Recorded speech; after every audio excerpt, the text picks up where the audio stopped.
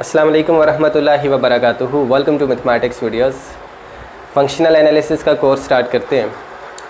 Punjab university के syllabus को हम फॉलो करेंगे।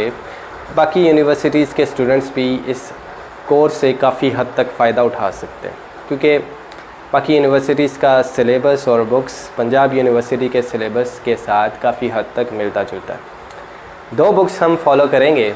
इनमें से एक बुक जो हम सबसे ज़्यादा फॉलो करेंगे वो है functional analysis with applications written by Erwin Kreyszig. ये बहुत ज़्यादा मशहूर बुक है, पूरी दुनिया में ही बहुत मशहूर है और इसको बहुत ज़्यादा अभी तक फॉलो किया जाता है। तो इस बुक को हम फॉलो करेंगे। और चूँकि एमएससी के अंदर जो आपको शुरू में फंक्शनल एनालिसिस पढ़ाई जाती है वो बहुत बेसिक लेवल की होती है, तो बेसिक लेवल के लिए ये वाली टेक्स्ट बुक बहुत ज़्यादा बेहतर रहेगी। और इसके अलावा एक और बुक भी हम फॉलो करेंगे, वो है ए.एल. ब्राउन की फंक्शनल एनालिसिस। तो ये बुक भी बिल्कुल फंडामेंटल है। तो ये दो बुक्स हम फॉलो करेंगे। इनमें से पहली बुक सबसे ज़्यादा फॉलो की जाएगी। तो शुरू करते हैं। आज का लेक्चर जो है वो मैट्रिक स्पेसेस के ऊपर, जिसके बारे में आप लोग ऑलरेडी कुछ ना कुछ पढ़ के आ चुके हैं। तो मैट्रिक स्पेसेस के ऊपर डिस्कशन करेंगे और चंद एक एग्जांपल्स हम कवर करेंगे। एरविन क्रेसिक की जो बुक है इसका फर्स्ट सेक्शन 1.1 मैट्रिक स्पेसेस के ऊपर है। इस सेक्शन के अंदर जितने भी एग्जांपल्स दी हुए हैं वो सारी की सारी आज के लेक्चर के अंदर हम कवर करेंगे। तो थोड़ा सा लेंथी लेक्चर होगा, लेकिन चूँकि ज़्यादातर इसकी चीज़ें आप लोग ऑलरेडी पढ़ के आ चुके हैं तो इसलिए आपको ये ज़्यादा मुश्किल नहीं लगना चाहिए। शुरू करते हैं मैट्रिक स्पेसेस। मैं आपको यहाँ पर लिखवा दिया करूँगा, ठीक है। वो चीज़ें आप लोगों ने नोट करनी है और वही आपके नोट्स के तौर पर भी काम आएंगी। आपको एग्ज़ाम्स में आप उसी से तैयारी कर सकते हैं, ठीक हो गया। मैट्रिक स्पेस की पहले मैं आपको डेफिनेशन समझा देता हूँ, ठीक है। फिर वो डेफिनेशन मैं आपको यहाँ लिखवा दूँगा, उसको आप लोगों ने लिखना है। मैट्रिक स्पेस क्या होती है? बेसिकली ये एक पेयर है, ऑर्डर्ड पेयर नहीं, पेयर, ठीक है। इसमें x क्या है? x एक सेट है और d क्या है? d एक फंक्शन है। इस फंक्शन को हम डिस्टेंस फंक्शन कहते हैं, ये मैट्रिक ऑन x कहते हैं। दिस इज अ मेट्रिक, ठीक। मेट्रिक ऑन x क्या है? This is a function from x by x, Cartesian product of x with itself into the set of real numbers, ठीक है। अब x क्रॉस x का आपको पता है ना?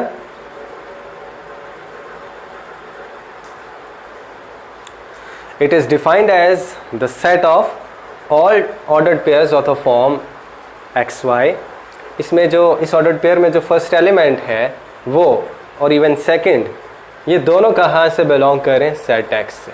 यानी कि सेट x के तमाम तर एलिमेंट्स के जितने भी पॉसिबल ऑर्डर्ड पेयर्स बनते हैं उन ऑर्डर्ड पेयर्स के सेट को हम x क्रॉस x से डिनोट करते हैं, ठीक हो गया। तो इन एलिमेंट्स के ऊपर जब आप d को अप्लाई करेंगे तो इनके रिजल्ट्स जो हैं वो सेट ऑफ रियल नंबर्स में जाएंगे, यानी कि इनके आंसर्स क्या होंगे? सेट ऑफ रियल नंबर्स से बिलोंग करेंगे, ठीक है। और ये फंक्शन ऐसा है जो कि चंद एक प्रॉपर्टीज़ को सेटिस्फाई करता है। उन प्रॉपर्टीज़ को हम एक्सियम्स ऑफ मेट्रिक कहते हैं। सबसे पहला एक्सियम क्या है? इसको आप M1 कहेंगे। वो ये है कि d of x and y is greater than और इक्वल टू 0, ठीक हो गया। For all x and y belonging to the set x। कि सेट x में से आप कोई से दो एलिमेंट्स लेते हैं, ठीक है। उनके ऑर्डर्ड पेयर के ऊपर जब आप d अप्लाई करेंगे तो जो आंसर आएगा वो 0 या 0 से बड़ा होगा, ठीक है। और डिस्टेंस भी इस प्रॉपर्टी को सेटिस्फाई करता है। आपको पता है कि कोई से दो पॉइंट्स के दरमियान जब आप डिस्टेंस लेते हैं तो वो डिस्टेंस जो है वो नॉन नेगेटिव होता है, ठीक है, नेगेटिव नहीं हो सकता।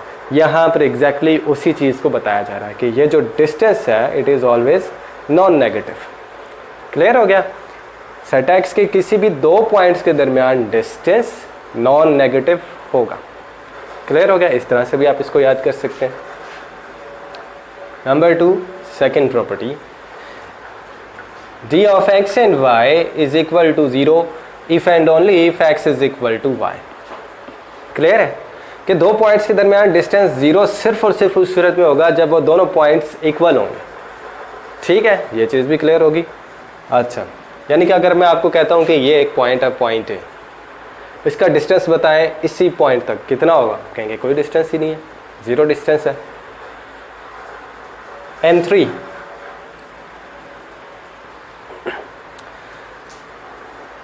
it says that d of x and y is equal to d of y and x। आपसे पूछा जाए a और b के दरमियान क्या डिस्टेंस है, आप कहेंगे, और b और a के दरमियान क्या डिस्टेंस, आप कहेंगे द डिस्टेंस इज सेम। ऐसा ही है। तो यहाँ पर ये बताया जा रहा है कि x और y के दरमियान डिस्टेंस उतना ही है जितना y और x के दरमियान है। ठीक हो गया, for all x and y belonging to the set x, और इसको आप सिमेट्री कहते हैं। ठीक हो गया, सिमेट्री प्रॉपर्टी।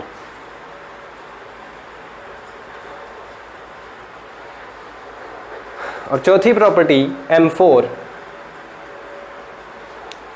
ये क्या है कि अगर x, y और z ये सारे के सारे सेट x से बिलोंग करते हैं तो फिर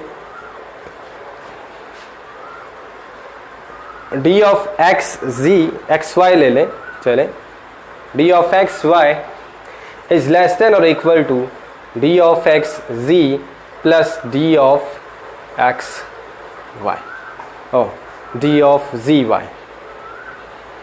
ठीक हो गया। या कुछ ऑथर्स जो वो क्या लेते हैं, d of x z is less than or equal to d of x y plus d of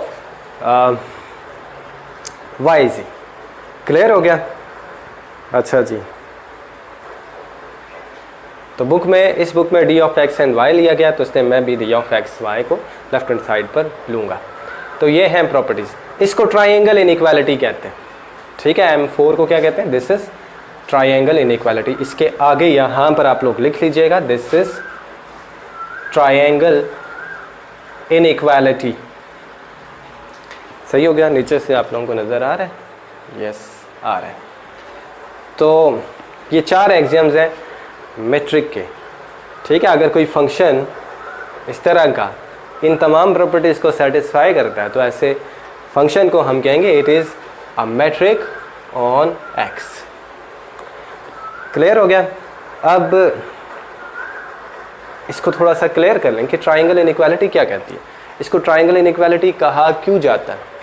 इसके लिए फिर आप ट्राइंगल ले लें, तीन पॉइंट्स लें, एक point A, point B, point B, बल्कि इसको point X, point Y, point Z कह लें।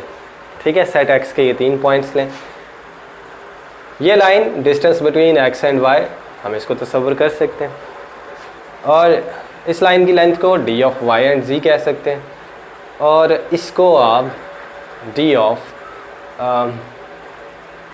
एक्स एंड जी कह सकते हैं। ठीक है, अब आपको ये पता है कि अगर आप इस ट्राइंगल की कोई सी दो साइड्स की लेंथ्स फाइंड आउट करते हैं और फिर इन दोनों लेंथ्स को ऐड करते हैं, तो जो आपके पास इस समेशन का आंसर आता है वो तीसरी साइड की लेंथ से बड़ा होता है, तो इसका मतलब ये हुआ कि ये जो तीसरी साइड की लेंथ है ये बाकी दो साइड्स की लेंथ्स के सम से छोटी है, यानी कि D of X Y is less than, equal नहीं आएगा इस केस में, D of X Y is less than D of X Z plus D of Y Z, यानी कि ये वाली इनइक्वालिटी होल्ड कर रही है। ठीक है, इक्वेशन के साथ नहीं होल्ड करी, इक्वेशन किस सूरत में आएगी, यानी कि D of X Y equal कब होगा D of X Z plus D of Z Y के। इसके लिए फिर ये सिचुएशन है कि ये तीनों पॉइंट्स क्या हों, कोलिनियर हो, ये x हो गया, ये y हो गया और ये z हो गया। तीनों पॉइंट्स अगर कोलिनियर हैं यानी एक ही लाइन के ऊपर लाए करते हैं तो फिर ये वाली इनइक्वालिटी होल्ड करेगी। ठीक है, बल्कि यहाँ पर आप z ले लें और यहाँ पर y ले लें इसके होल्ड कराने के लिए। अब देखें ज़रा x और y के दरमियान डिस्टेंस देखें किसके इक्वल आ रहा है, x और g के दरमियान डिस्टेंस और g और y के दरमियान डिस्टेंस के सम के इक्वल साफ नज़र आ रहा है, तो इक्वेशन भी आ गई आपके पास। ठीक हो गया। So this is why we call this inequality the triangle inequality, क्योंकि ये ट्राइंगल की इस प्रॉपर्टी को सेटिस्फाई करती है। अच्छा जी, तो अब हम इस डेफिनेशन को प्रॉपरली लिखेंगे, ठीक है। ये प्रॉपर्टीज़ ऐसे ही लिखी रहने दें, इनको दोबारा से लिखने की ज़रूरत नहीं है। अब matric space is a pair, matric space is a pair XD where X is a set and D is a function, D from चले X cross X into R, इस तरह से लिख लें, is a function, ठीक है। Function on x cross x उसने आगे लिखा हुआ है, बहरहाल हमने इसको यहाँ पर इसकी डिस्क्रिप्शन में लिख दिया हुआ है, ठीक है। तो इस तरह से नोटेशन देकर आप आगे ऑन एक्स क्रॉस एक्स ना लिखें तो कोई फ़र्क नहीं पड़ेगा, बेहतर है ना लिखें। such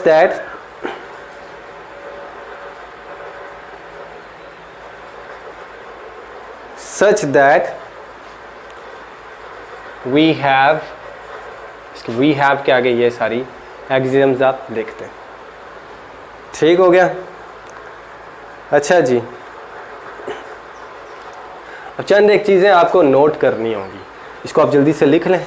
यहाँ तक लिख लिया होगा वीडियो पॉज करके, तो चंद एक चीज़ें अब आपको नोट करनी है। सबसे पहली चीज़ आप ये नोट करें कि जब आपको पता चल गया कि x के ऊपर जब आप x के ऑर्डर पेयर्स के ऊपर d को अप्लाई करते हैं और d इन एक्सियम्स को सेटिस्फाई करता है, तो फिर ये पेयर जो है ये मैट्रिक स्पेस कहलाएगा, ठीक हो गया।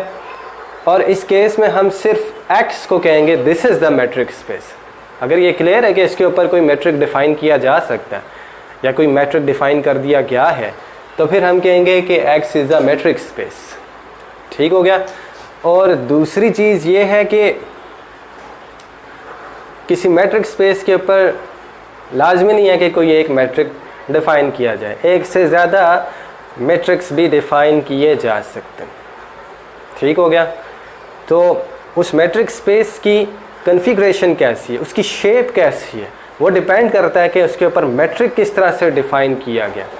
हम देखेंगे कि जब हम किसी एक मैट्रिक, किसी एक स्पेस, किसी एक सेट के ऊपर डिफरेंट मैट्रिसेस डिफ़ाइन करते हैं, तो फिर जो रिजल्टिंग मैट्रिक स्पेसेस आती हैं उनकी अंदर जब आप क्वांटिटीज़ ऑब्जेक्ट्स लेते हैं, मिसाल के तौर पर ओपन बॉल ले लेते हैं, तो फिर ओपन बॉल्स की शेप्स जो हैं वो डिफरेंट होंगी इन डिफरेंट मैट्रिक स्पेसेस के लिए। हालांकि सेट जो है वो आपने सेम डिफ़ाइन किया, सेट जो आपने इन तमाम केसेस के लिए सेम लिया, सिर्फ इनके ऊपर मैट्रिक्स जो है वो डिफरेंटली डिफ़ाइन किए, सही हो गया। तो ये भी एक इम्पॉर्टेंट इन्फॉर्मेशन थी। बहरहाल आगे चलते हैं, यहाँ पर लिख लें नोट,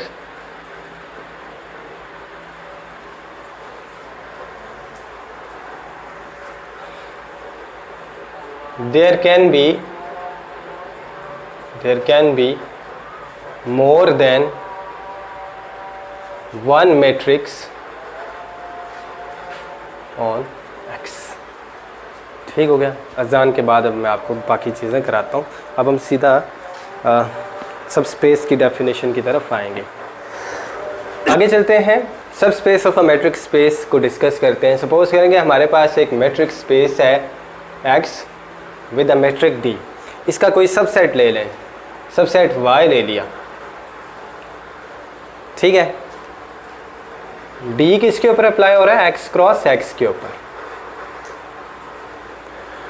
अगर हम D को रिस्ट्रिक्ट कर देते हैं Y क्रॉस Y के ऊपर,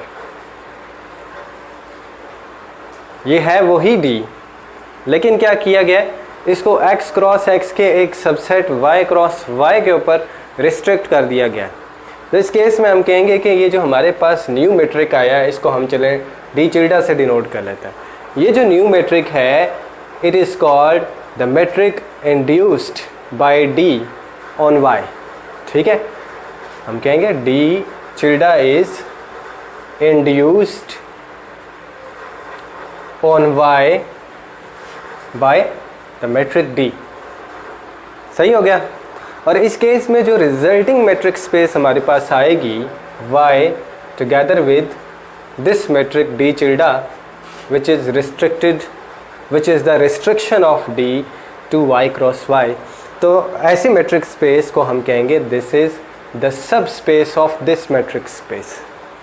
अब चंद एक चीज़ें यहाँ पर समझने वाली हैं। सबसे पहले ये चीज़ कि चूँकि y जो है वो सबसेट है x का, तो फिर y क्रॉस y जो वो सबसेट हो जाएगा x क्रॉस x का, ठीक है। ये सेट आप सपोज करें ये है x क्रॉस x, ठीक।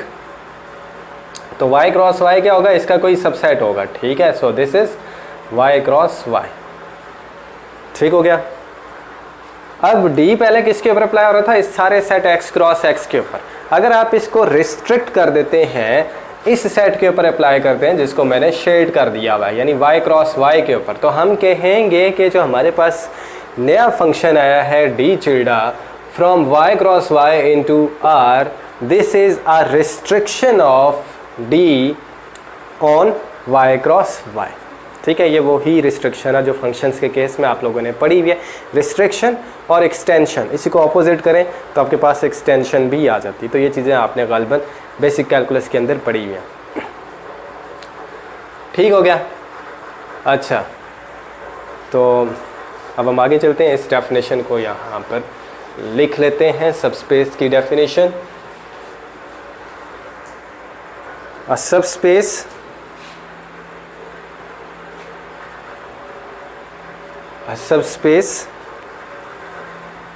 y d tilde of x d is obtained if we take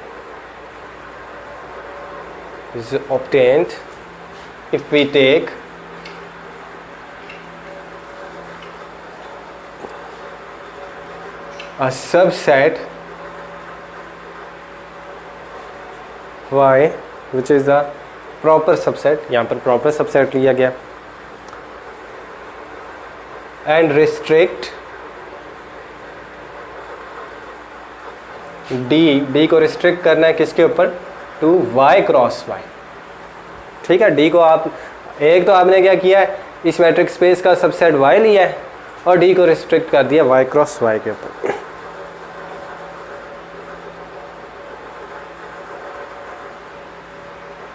Thus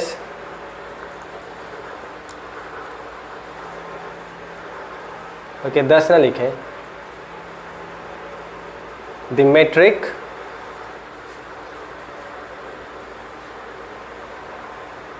d tilde on y is the restriction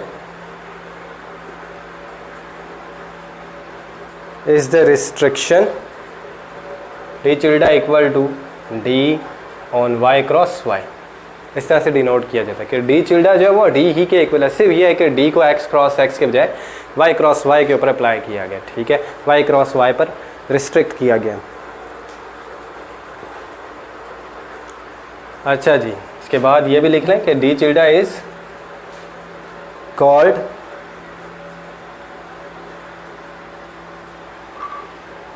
the metric induced on y by d। Clear हो गया। अब आगे आ जाती हैं चंद एक एग्जांपल्स, वो हम कंसीडर करते हैं। सबसे पहली एग्जांपल है पेज नंबर 5 के ऊपर है, एग्जांपल 1.1-2, इसको आप एग्जांपल नंबर 1 का नाम दे दें, ठीक है। Real line this one. अच्छा, एक चीज़ नोट रखिएगा कि इस कोर्स को इतना इजी आपने नहीं लेना।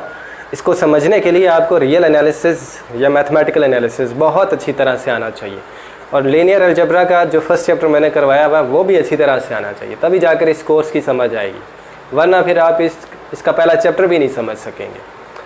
अच्छा जी, real line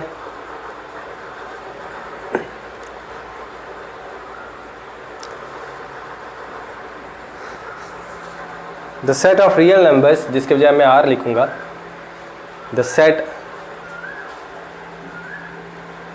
set R of all real numbers, यूँ भी लिख सकते हैं, ऑफ ऑल रियल नंबर्स। ये असल में एक मैट्रिक स्पेस है और इसके ऊपर एक मैट्रिक यहाँ पर डिफाइन किया जा रहा है, उसको आप स्टैंडर्ड या usual metric on the set of real numbers कहते हैं। तो वो अभी हम देखते हैं वो क्या है। The set of all real numbers is a matric space,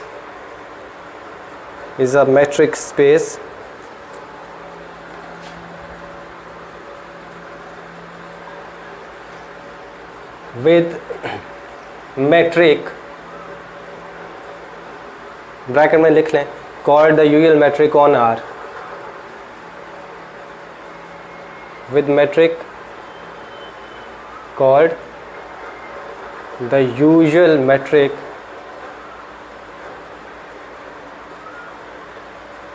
on R। और ये यूजुअल मेट्रिक क्या है या स्टैंडर्ड मेट्रिक क्या है on the set of real numbers? ये मेट्रिक है D of X and Y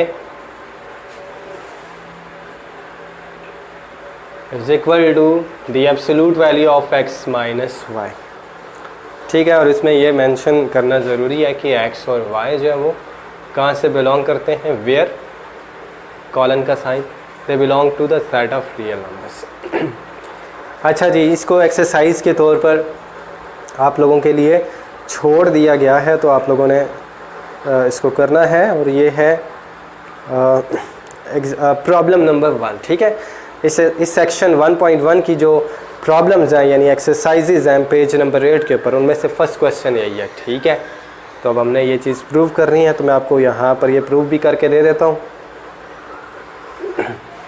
proof इसका बिल्कुल सिंपल है, बीएससी में जैसा आपने पढ़ रखा हुआ होगा वैसे ही आप इसको प्रूव कर लें। ये नीचे वाली चीज़ें आप लोगों ने लिख ली होंगी, बस मैं ये जल्दी से आप लोगों को करवा देता हूँ। सबसे पहली प्रॉपर्टी यहाँ पर शुरू में लिख लें, let X Y and Z they belong to the underlying set R. ठीक है, देन M1 कंसीडर करें। आपको ये पता है by the definition of the absolute value of function, absolute value function की डेफिनेशन के मुताबिक अगर आप किसी भी रियल नंबर का एब्सोल्यूट वैल्यू लेते हैं तो वो हमेशा नॉन नेगेटिव होती है, चाहे वो नंबर नेगेटिव हो, इसका एब्सोल्यूट वैल्यू जो है वो पॉजिटिव होगा। ठीक हो गया, मिसाल के तौर पर -9 की एब्सोल्यूट वैल्यू जो है वो 9 के इक्वल है। ठीक है, 0 की एब्सोल्यूट वैल्यू 0 के इक्वल है। सही हो गया, तो इसका मतलब है कि एब्सोल्यूट वैल्यू फंक्शन हमेशा नॉन नेगेटिव आंसर जनरेट करता है, नेगेटिव आंसर जनरेट नहीं करता। ठीक है,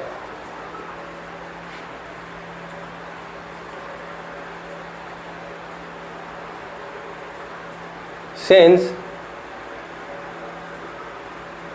the absolute value of function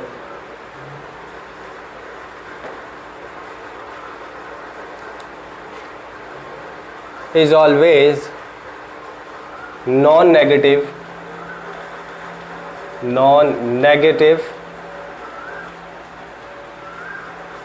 therefore d of x and y which is equal to absolute value x minus y is greater than or equal to 0। देखें x minus Y एक real number है क्योंकि x और y real numbers हैं, तो फिर closure property के मुताबिक x प्लस माइनस वाई, ये दोनों x प्लस माइनस वाई यानी x minus Y it belongs to the set of real numbers. तो किसी भी रियल नंबर का जब आप एब्सोल्यूट वैल्यू लेंगे it is non negative number, therefore this number d of x and y is non negative for all x and y belonging to the set of real numbers। M1 होगी establish. अब M2 establish करें। देखें, हमें ये पता है कि किसी नंबर का एब्सोल्यूट वैल्यू, किसी रियल नंबर का या इवन कम्प्लेक्स नंबर का एब्सोल्यूट वैल्यू या कम्प्लेक्स नंबर्स के केस में मॉडुलस 0 सिर्फ और सिर्फ उस सूरत में होता है जब वो नंबर ख़ुद 0 हो। किसी रियल नंबर का एब्सोल्यूट वैल्यू सिर्फ और सिर्फ उस सूरत में होता है जब वो नंबर खुद ज़ीरो हो, ठीक है। तो इसलिए आप यहाँ पर लिखेंगे since the absolute value of a real number is zero if and only if the number is itself zero,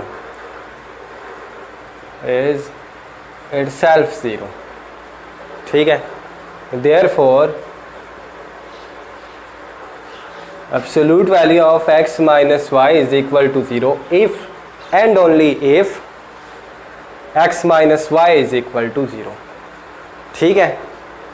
that is यहाँ से x इक्वल टू वाई है।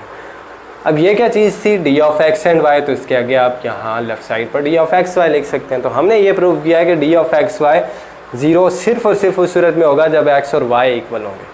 अभी ऐसी में आप लोगों ने जब इस तरह से पढ़ा होगा कि आप लोगों ने पहले डी ऑफ एक्स वाई को ज़ीरो लिया, तो फिर वहाँ से ये प्रूव किया कि x इक्वल टू वाई, फिर कन्वर्सली आपने ये सपोज किया कि x इक्वल टू वाई है, और फिर ये प्रूव किया होगा कि D of X Y equal to zero. इतनी लंबी कहानी करने से बेहतर है आप ये करें, ठीक है। ये ज़्यादा सिंपल है और क्लियर है। M3 तो क्लियर है ना कि देखिए अगर आप D of X and Y लेते हैं तो एब्सोल्यूट वैल्यू, ये absolute value x minus Y के इक्वल आता है, और फिर जब इसमें से आप माइनस कॉमन करते हैं तो ये ऐसा कुछ बन जाता है। और फिर आपको ये भी पता है एब्सोल्यूट वैल्यू फंक्शन की प्रॉपर्टीज़ के मुताबिक absolute value of any the absolute value of negative या -1 times a real number is equal to the absolute value of that real number. Minus यानी कि एब्सोल्यूट वैल्यू के अंदर ख़त्म हो जाता है, मॉड के अंदर भी ख़त्म हो जाता है, तो इसलिए ये हो गया absolute value of y minus x. अब यहाँ पर अगर x बजाय y और y के बजाय x लगा लें तो यहाँ पर भी x बजाय y और y के बजाय x आ जाएगा, यानी कि डी ऑफ वाई एक्स जो absolute value y minus x हो जाएगा। तो ये क्या चीज़ लिखी है, डी ऑफ वाई एक्स। तो क्या प्रूव किया, D of X Y equal to D of Y X. M3 भी इस्टेब्लिश हो गई है। अच्छा जी, अब हम यहाँ पर इस्टेब्लिश करेंगे M4, ठीक है, जिसके लिए आपको triangle inequality for the set of for the real numbers आनी चाहिए, ठीक।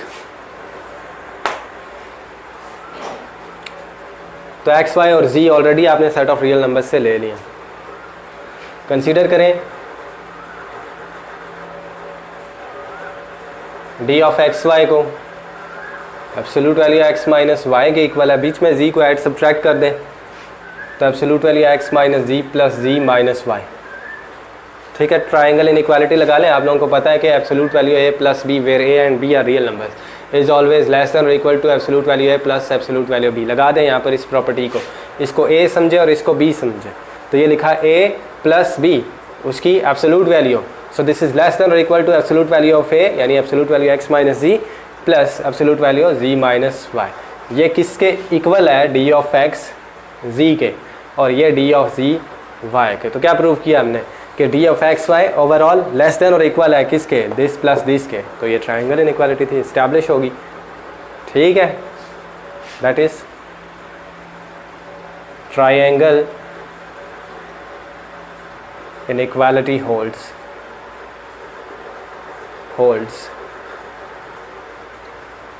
इसके आगे आप लिखेंगे since all of the axioms of a metric are satisfied hence, बल्कि यूँ लिख लें इसी के आगे, hence D is a metric on the set of real numbers, ठीक है। That is R with D, बल्कि यूँ लिख लें R D is a metric space.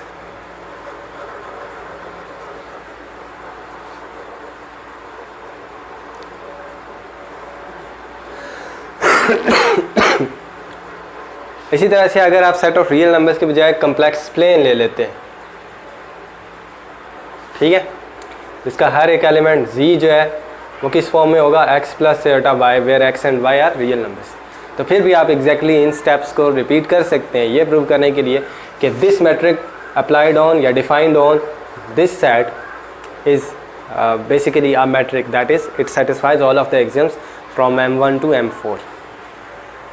तो वो ये आप लोगों ने करना है, जस्ट कुछ नहीं, सिर्फ सेट ऑफ रियल नंबर्स के बजाय जहाँ जहाँ सेट ऑफ रियल नंबर्स आ रहे हैं वहाँ सेट ऑफ कॉम्प्लेक्स नंबर्स या कॉम्प्लेक्स प्लेन सी लिख लें। सेकंड प्रॉपर्टी, अब मज़ीद प्रॉपर्टीज़ को समझने के लिए हमें जो है वो मिनकॉस्की इनइक्वालिटी जो है वो डिस्कस करनी होगी, ठीक है।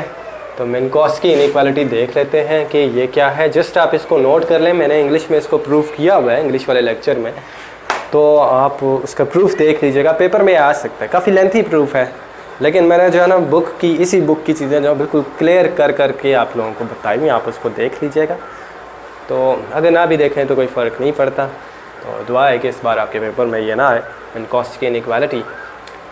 अच्छा, मिनकॉस्की इनइक्वालिटी क्या कहती है ये ज़रा आप नोट करें, हेडिंग दे दें मिनकॉस्की इनइक्वालिटी, मैथमेटिशियन के नेम पे है मिनकॉस्की इनइक्वालिटी। ये काफ़ी आगे जाकर आपको दी हुई है, ठीक है, इस सेक्शन में भी नहीं है, ये है नेक्स्ट सेक्शन में, सेक्शन 1.2 में, ठीक है, मिनकॉस्की इनइक्वालिटी। और ये कौन से पेज के ऊपर गिवन है, ये गिवन है आपको पेज नंबर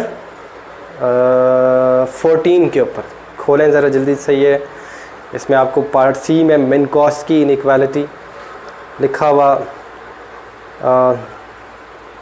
नज़र आ रहा है, होल्डर इनइक्वालिटी, कॉशी-श्वार्ट्ज़, ये आगे है मिनकॉस्की इनइक्वालिटी नंबर 12, पेज नंबर 14। पहले मैं आपको इसकी सिंपल फॉर्म जो है वो बता देता हूँ, सही है।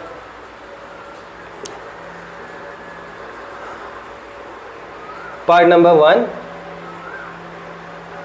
Summation i is equal to 1 to 2, i is equal to 1 से लेकर 2,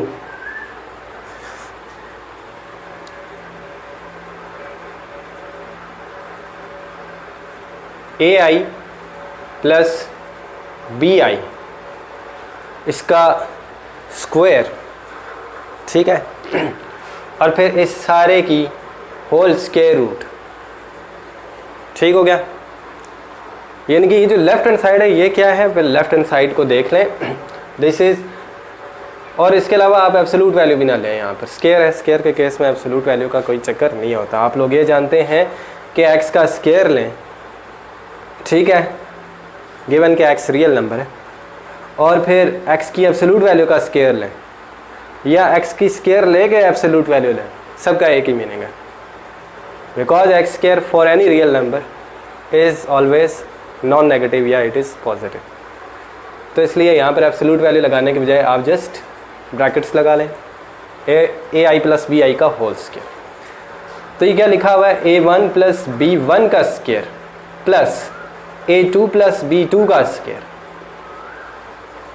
और फिर इस सारे का स्क्वायर रूट। मिनकॉस्की इनइक्वालिटी कहती है कि इस केस में आपके पास आएगा दिस थिंग लेस देन और equal to, this is less than और equal to a1 square plus a2 square, ठीक है, इसका square root plus b1 square plus b2 square, इसका स्क्वायर रूट। समझ आ गई? यानी कि this thing is less than और इक्वल टू, समेशन की फॉर्म में लिखें, summation i is equal to 1 से लेकर 2 ai स्क्वायर, ठीक है, ai स्क्वायर, और फिर इस सारे का स्क्वायर रूट, इस समेशन का स्क्वायर रूट, फिर plus summation i is equal to 1 से लेकर 2 bi का स्क्वायर, और फिर इस सारे का स्क्वायर रूट, ठीक है। एग्जैक्टली ये चीज़ ये लिखी है, तो इसको आप नोट कर लें। अब इसके जनरल केसेस डिस्कस करते हैं जिनका ये स्पेशल केस है। नंबर 2 है, आप यहाँ पर 2 के बजाय एक फाइनाइट नंबर ले सकते हैं n, summation i is equal to 1 से लेकर n, ठीक हो गया। Absolute value A I plus B I, इसकी पावर n, और फिर होल पावर जो है ना वो 1/n लेनी है। ठीक है, बल्कि आप n ना लें, n यहाँ पर जो है वो समेशन को स्टॉप करने का नंबर है, तो ये n जो आप यहाँ बेशक ना लें। ठीक है, बल्कि आप यूँ भी कर सकते हैं कि यहाँ स्केयर चले ले लें पहले। ठीक है, स्केयर ले लें तो फिर भी ये वैलिड होगा। दिस इज़ लेस देन और equal to summation I is equal to 1 से लेकर n एब्सोल्यूट वैल्यू। और अब यहाँ पर भी दोबारा से चूँकि स्केयर है तो एब्सोल्यूट वैल्यू लिखने की ज़रूरत नहीं है, ए आई स्केयर। ठीक है, और फिर इस समेशन का square root plus summation I is equal to 1 से लेकर n बी आई स्केयर, इस सारे का स्केयर रूट। कुछ नहीं किया, सिर्फ समेशन में जो ना हमने इंडिविजुअल जो है उनकी तादाद बढ़ा दी है। समेशन में एलिमेंट्स बढ़ा दिए, पहले 2 एलिमेंट्स थे जिनका सम लिया जा रहा है, अब n एलिमेंट्स हैं। ठीक है, तो इसको हमने सिंपली n एलिमेंट्स के ऊपर n के ऊपर एक्सटेंड कर दिया। आगे चलते हैं।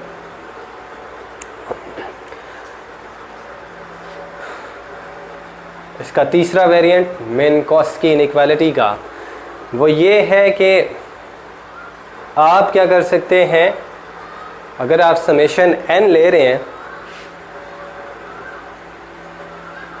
तो आप स्केयर के अलावा कोई दूसरा नंबर ले सकते हैं, लेकिन एब्सोल्यूट वैल्यू लेनी होगी। Absolute value A I plus B I whole power p, और इस सारे की power 1/p। This is less than और equal to summation I is equal to 1 से लेकर n absolute value A I power p, और इस सारे की पावर 1/p, फिर plus summation I is equal to 1 से लेकर n absolute value B I power p, और इस सारे की पावर 1/p। क्लियर है? ये 3 लिख लें। आप लोगों ने वीडियो पॉज करके इसको लिख लिया होगा। चौथी मैं यहीं से मिटा कर आपको बता देता हूँ कि आप n के बजाय जो वो इन्फिनिटी लिख सकते हैं। ठीक है, एडविन क्रेसिक वाली जो बुक है जिसकी तरफ आपको अभी रेफ़र किया, पेज नंबर 14, उसके ऊपर ये वाली इनइक्वालिटी लिखी हुई है। ठीक है, कि आप क्या कर सकते हैं, n के बजाय लगा सकते हैं इन्फिनिटी।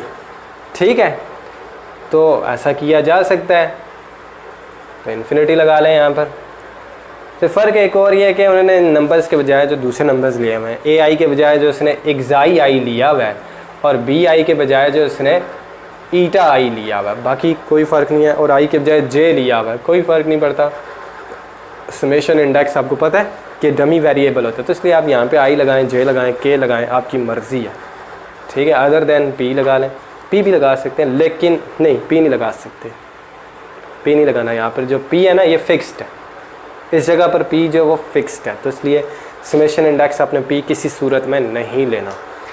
अच्छा जी, वरना फिर इसका मीनिंग ही चेंज हो जाएगा, क्योंकि जैसे जैसे आप p की वेरिएशन देंगे 1 2 3 and up to so on to n, तो साथ साथ जो है क्या होता जाएगा, ये पावर्स भी चेंज होती रहेंगी। तो ऐसा नहीं करना आपने। अच्छा जी, तो ये चारों इसके वेरिएंट्स लिख लिए हमने। इन चारों का हमने यूज़ करना होगा बीच में जहाँ जहाँ पर ज़रूरत पड़ेगी।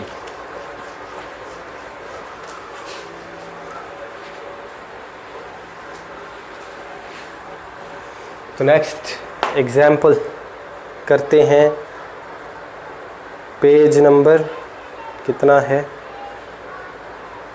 पेज नंबर 6 1.1 डैश नहीं, page number 5 1.1-3 Euclidean plane. Example number 2,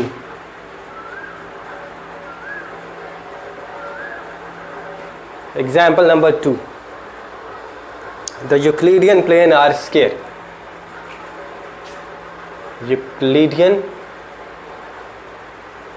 plane R2, इसके एलिमेंट्स जो हैं वो सेट ऑफ रियल नंबर्स के ऑर्डर्ड पेयर्स की फॉर्म में होंगे।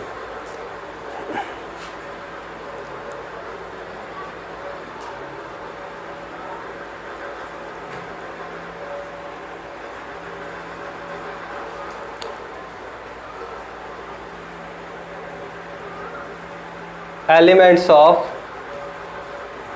R square are of the form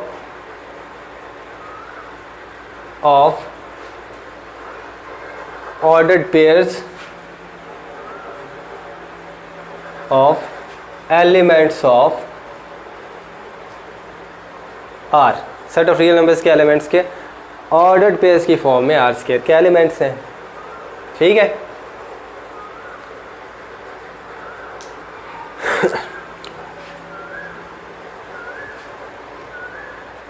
late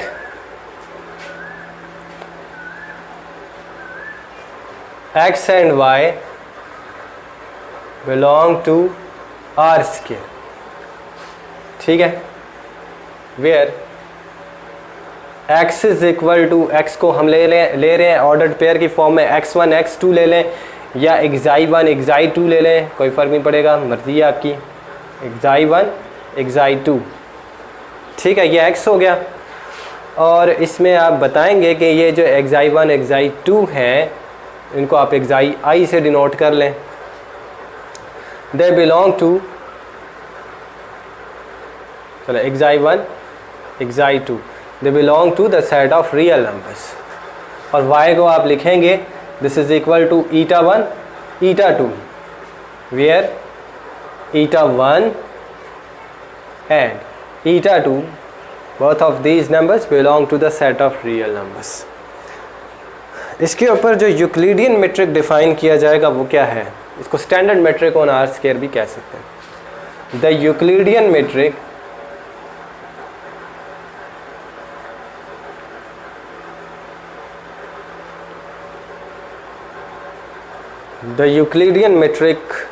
D on R square is defined as, इसको आप किस तरह से डिफाइन करेंगे, D of x and y is equal to, ये डिस्टेंस फंक्शन होगा, x और y के दरमियान डिस्टेंस। अब आपको पता है कि इस प्लेन या कार्टेशियन प्लेन के अंदर जब आप कोई से दो पॉइंट्स लेते हैं जो कि ऑर्डर्ड पेयर्स की फॉर्म में होते हैं, ठीक है, तो उनके दरमियान डिस्टेंस जो है वो डिस्टेंस फार्मूला से गिवन होता है। तो अब यहाँ पर अगर ऑर्डर्ड पेयर्स ये हैं तो फिर डिस्टेंस फार्मूला के मुताबिक इन दो पॉइंट्स के दरमियान डिस्टेंस क्या बनेगा, xi1 माइनस eta1 का whole square plus xi2 minus eta2 का होल स्क्वायर। यहाँ तक क्लियर हो गया? तो ये चीज़ है, तो ये एक मैट्रिक स्पेस है। तो आपसे ये कहा जाता है कि प्रूव करें कि ये एक मैट्रिक स्पेस है, यानी कि you have to check if this metric satisfies all of the axioms that we have mentioned in the definition of a metric. ठीक है, तो इसको लिख लें। मैं अब आपको ये प्रूव करके देता हूँ कि ये मैट्रिक है, और ये हमारी लास्ट एग्जांपल होगी आज के लिए। ठीक है, बाकी एग्जांपल्स फिर हम कल कवर करेंगे क्योंकि काफ़ी लेंथी हो जाएगा लेक्चर फिर।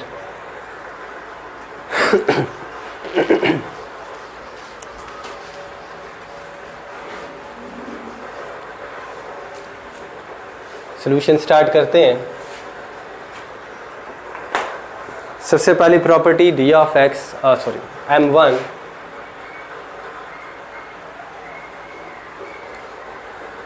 देखें, d ऑफ एक्स वाई किसके इक्वल है। सबसे पहली बात, ये स्क्वायर रूट की फॉर्म में है। किसका square root, xi1 minus eta1 का square plus xi2 minus eta2 का square.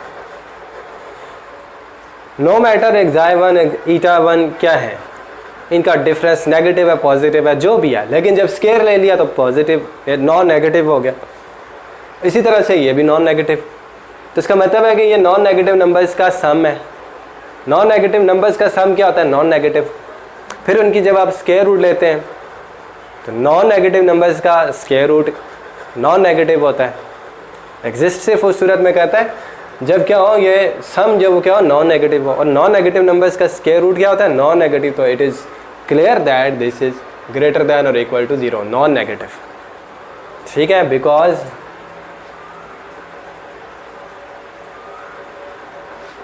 the square root function on the non-negative real numbers always returns non-negative numbers. Non-negative real numbers, बात समझ रहे हैं ना? तो ये सारी बात हमने यहाँ पर कवर कर दी कि ये जो नॉन नेगेटिव क्यों है। सेकेंड अब एक्सियम M2,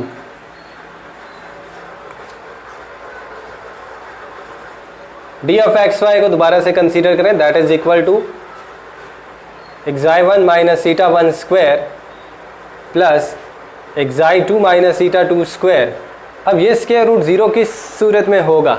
यार किसी नंबर का स्क्वायर रूट सिर्फ और सिर्फ उस सूरत में ज़ीरो होता है जब वो नंबर खुद ज़ीरो हो। ठीक है, so this is equal to zero. इसी के साथ आगे लिखेंगे if and only if this number is zero, if and only if xi1 minus eta square plus xi2 minus eta का square, this is equal to zero. ठीक है, तो ये स्क्वायर रूट ज़ीरो सिर्फ और सिर्फ उस सूरत में हुआ जब ये समेशन ज़ीरो के इक्वल है, यानी कि जिस नंबर का स्क्वायर रूट है वो ज़ीरो के इक्वल है।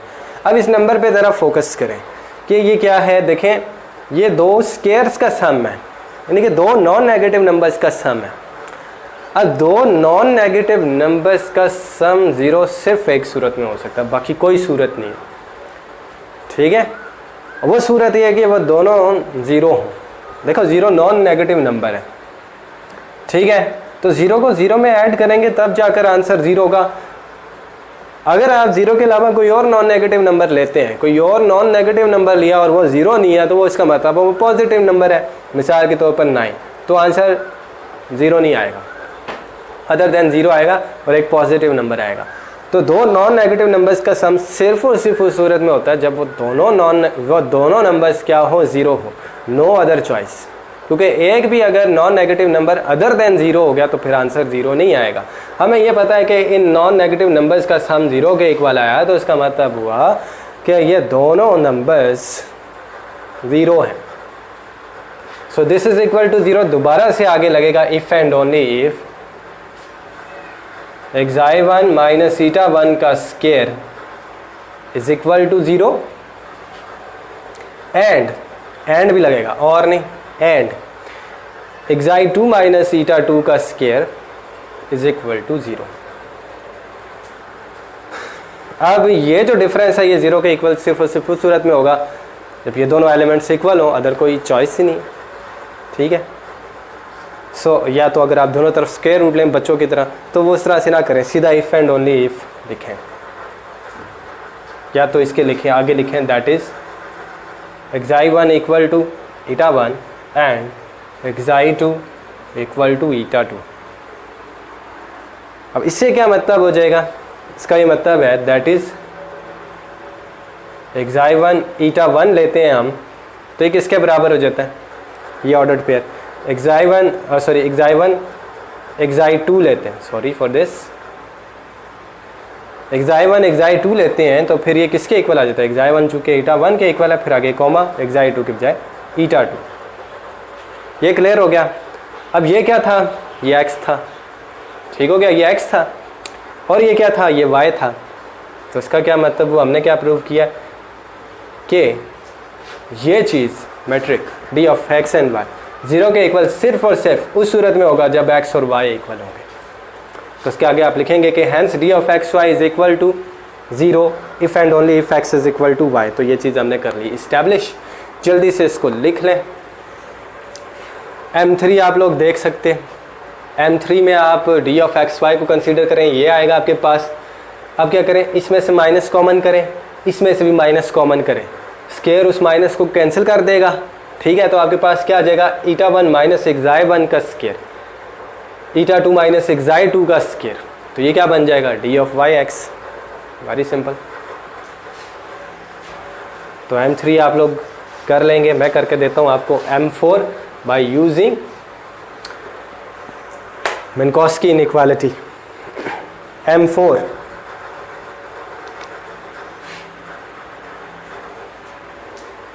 इसके बीच में आप ज़ीटा1 ज़ीटा2 को इंट्रोड्यूस करें। इसे M4 लिखने से पहले इधर ऊपर आप M4 लिखें और लिखें लेट Z भी इक्वल टू ज़ीटा1 ज़ीटा2। ज़ीटा का सिंबल थोड़ा सा नोट कर लें, ज़ीटा ऐसे होता है, जबकि एक्साई जो है वो इस तरह का होता है। यह जी की तरह का होता है ज़ीटा, और एक्साई ई की तरह का या एप्सिलॉन की तरह का होता है, और ईटा जो है वो एन की तरह का होता है। जो सिंबल्स हैं ये ग्रीक सिंबल्स या इटालियन है या ग्रीक हैं, जो भी हैं। अच्छा जी, आगे चलते हैं। बीच में हम यहाँ पर ज़ीटा1 को इंट्रोड्यूस कर देंगे और इधर ज़ीटा2 को इंट्रोड्यूस कर देंगे, ऐड सब्ट्रैक्ट करेंगे यानी कि। तो एक्साई1 माइनस ज़ीटा1 प्लस ज़ीटा1 माइनस ज़ीटा1 का स्केयर, ठीक है। अच्छा, ये चीज़ भी एक्सरसाइज के तौर पे आपको दी हुई है, तो मैं आपको पूरा करवा रहा हूँ। एक्साई2 माइनस ज़ीटा2 प्लस ज़ीटा2 माइनस ज़ीटा2, ठीक हो गया। अच्छा जी, इस सारे को सपोज करेंगे ये A1 लिखा हुआ है। इस सारे को ज़रा आप कंसीडर करें, ये आपका लिखा हुआ है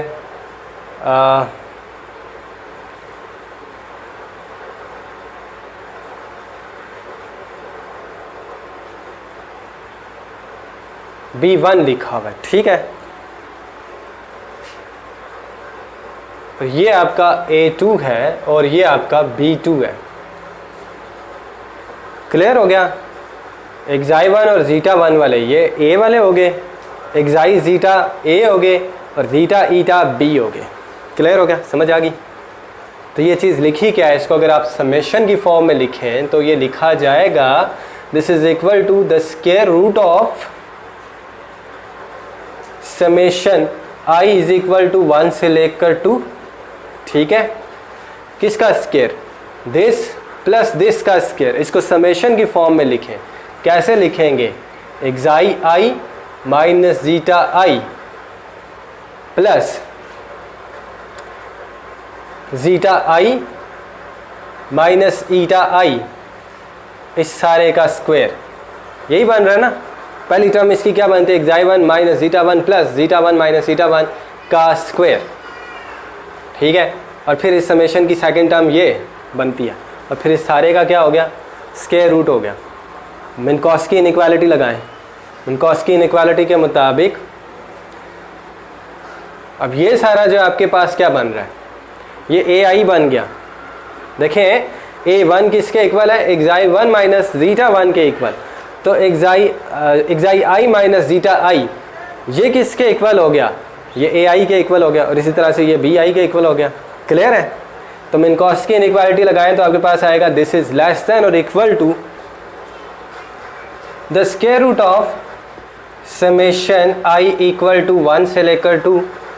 किसका समेशन यहाँ पर आता होता है, AI का स्क्वायर।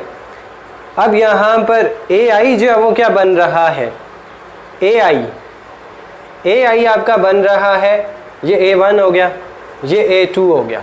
इसकी फॉर्म क्या है, एक्साई I माइनस ज़ीटा I, ठीक हो गया।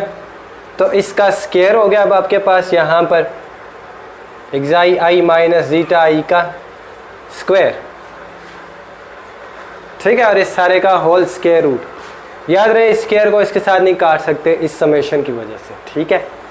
प्लस इसी तरह से आगे क्या आता है, summation I is equal to 1 से लेकर 2 और फिर BI का स्क्वायर और इस सारे का स्क्वायर रूट। अब ये BI क्या यहाँ पर है, ये है zeta I minus eta I, ठीक है। ज़ीटा माइनस ईटा वालों को हमने कहा कि ये B वाले हैं। तो ये हो गया आपका BI और ये था आपका AI।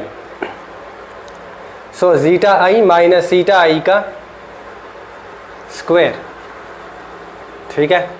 अब ये क्या बन रहा है, ये बन रहा है D of X and Z। क्यों, क्योंकि D of X and Z किसके इक्वल आएगा, by distance formula. This is equal to x का कंपोनेंट क्या है, xi1, ठीक है। तो xi1 माइनस z का फर्स्ट कंपोनेंट zeta1 इसका square plus xi2 minus zeta2 इसका स्केयर और फिर इस सारे का होल स्केयर रूट। अब ज़रा देखें, इसको अगर आप ओपन करके लिखते हैं तो क्या बनता है आपके पास, ये बन जाता है, यही बनता है ना, साफ नज़र आ रहा है। सो इसका मतलब है कि ये किस चीज़ के इक्वल हो गया, डी ऑफ एक्स जी के इक्वल हो गया, प्लस इसी तरह से ये किसके इक्वल है, डी ऑफ जी वाई। तो हमने क्या चीज़ प्रूव किया, हमने प्रूव किया कि D of X Y is overall less than और equal to D of X Z plus D of C Y, यानी कि ट्राइंगल इनइक्वालिटी यहाँ पर होल्ड करती है, ठीक है। तो इसका मतलब ये हुआ कि डी जो है वो M4 को फुलफ़िल करता है और इसलिए ये एक मेट्रिक है आर स्क्वायर के ऊपर। So R square with this metric is a metric space. अब एक और स्पेस आप कंसीडर कर सकते हैं और वो स्पेस है आर क्यूब, ठीक है। बुक के ऊपर देखें R cube, this is the Euclidean space R cube, ठीक है। ये था यूक्लिडियन प्लेन आर स्क्वायर। अब यूक्लिडियन स्पेस आर क्यूब, इसका हर एक एलिमेंट जो है वो सेट ऑफ रियल नंबर्स का ऑर्डर्ड ट्रिपल होगा, ऑर्डर्ड, जैसे ये पेयर्स थे ऑर्डर्ड पेयर्स, ये ऑर्डर्ड ट्रिपल होगा, ठीक है। अब यहाँ पर x जो है वो इसके 3 कंपोनेंट्स हो जाएंगे, xi1, xi2, xi3, जिसमें ये सारे xi's ये क्या हैं, रियल नंबर्स हैं। इसी तरह से y में जो है वो एक और तीसरा कंपोनेंट आ जाएगा, y1, y2, y3, eta1, eta2, eta3, और z में zeta1, zeta2, zeta3, ठीक है। डी ऑफ एक्स वाई में जब बीच में एक और एलिमेंट यहाँ पर ऐड हो जाएगा, वो है xi3